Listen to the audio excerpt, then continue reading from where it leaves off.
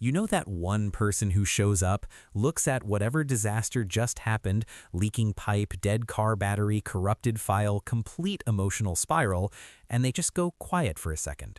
They don't freak out or immediately Google it with shaking hands. They just think. And then they start doing something about it. And you're standing there wondering what is wrong with you that your first instinct was to cry. So what is it that actually separates these people from the rest of us? It's not really even experience, and once you understand it, you're going to start seeing it everywhere. Let's go back to something psychologist Albert Bandura identified in the late 70s, a concept called self-efficacy, which, stripped of all the academic language, is just your belief that you are capable of handling what's in front of you. Not a general optimism. It's very specific. It's the feeling of, I've handled things before, and this thing in front of me is handleable. Bandura found that this belief alone dramatically changes how long someone persists at a problem before giving up, and how much effort they pour into it when it gets hard. So what made people like this in the first place? That's where it gets personal. Think about what happens the very first time a kid tries to fix something, like actually tries, and it works. Even something tiny, they wiggled the wire and the lamp turned on. They rebooted the computer and it worked. They put pressure on the cut and the bleeding stopped. That moment does something to them that has nothing to do with the lamp or the cut. It rewires how they see themselves in relation to problems. Suddenly, the world isn't something that just happens to them. It's something they can reach into and change. And every time after that, when something breaks, their nervous system doesn't go into shutdown mode. It goes into almost a mild curiosity, like, oh, this is a puzzle. I've solved puzzles before. Bandura called these moments mastery experiences, and research consistently ranks them as the single most powerful source of self-efficacy there is. Not being told you're capable, not watching someone else do it, actually doing it yourself. That's the thing that sticks. It's a learned relationship with uncertainty. Julian Rotter spent years studying what he called locus of control, the degree to which a person believes their own actions determine outcomes rather than luck or fate. And people who sit firmly on the internal end of that scale don't just do better at fixing things. They're less likely to develop depression. They cope with stress in ways that don't involve completely dismantling their lives. They persist longer. It's been recognized across different cultures and age groups. The sense that your effort actually matters is apparently one of the most protective psychological traits a person can have. But most of these people were not born this way. It started from very specific moments, usually in childhood, where someone either handed them agency or left them no choice but to find it themselves. Sometimes it was a parent who said, "I'm not going to tell you the answer, I'm going to help you figure it out." And sometimes it was a parent who wasn't there to help at all, so the kid learned to help themselves. Both pathways lead to the same place. Now, a part that's quite surprising because it looks like confidence from the outside, but it's actually something else entirely. When a fixer walks into a broken situation, they are not certain it will work out. They're not carrying some magical guarantee. They feel the same uncertainty you feel. What's different is that the uncertainty doesn't feel like a verdict to them, more like a starting point. There's a psychological construct for this: tolerance of ambiguity. The ability to sit inside a situation where you don't yet know the answer and not completely fall apart while you figure it out.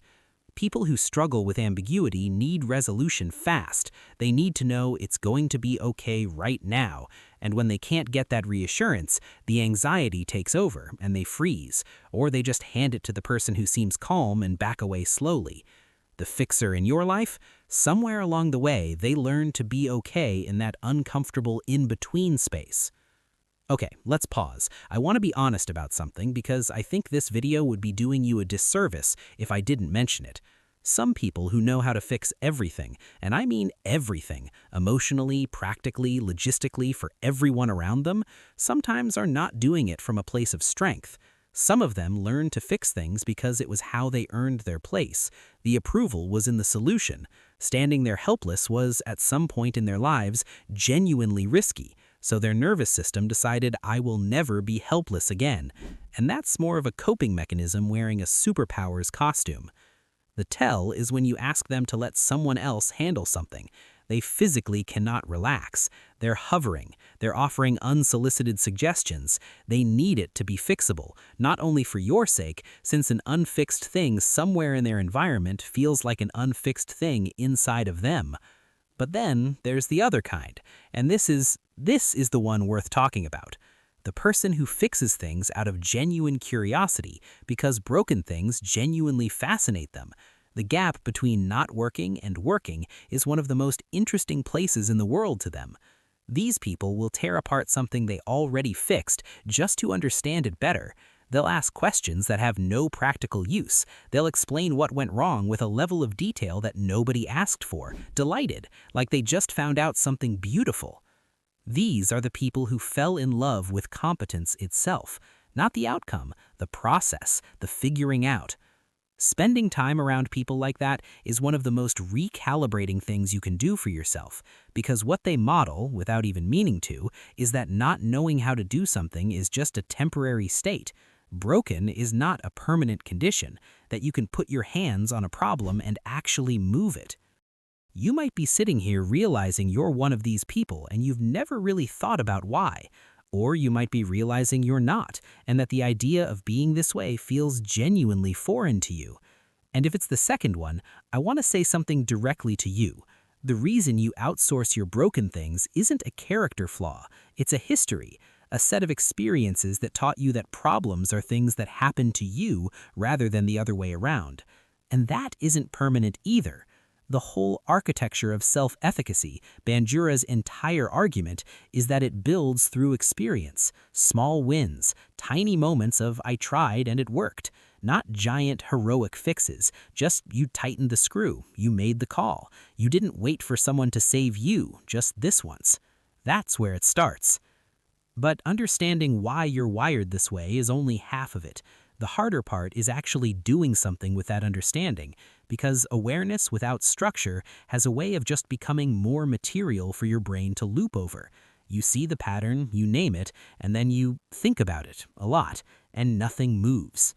That gap between insight and actual change, that's the part I've been trying to address for people watching this channel. If you're someone who gets it intellectually, but keeps finding yourself stuck in the same loops, same hesitation, same "I'll start properly next week," there's something in the pinned comment that might be worth looking at.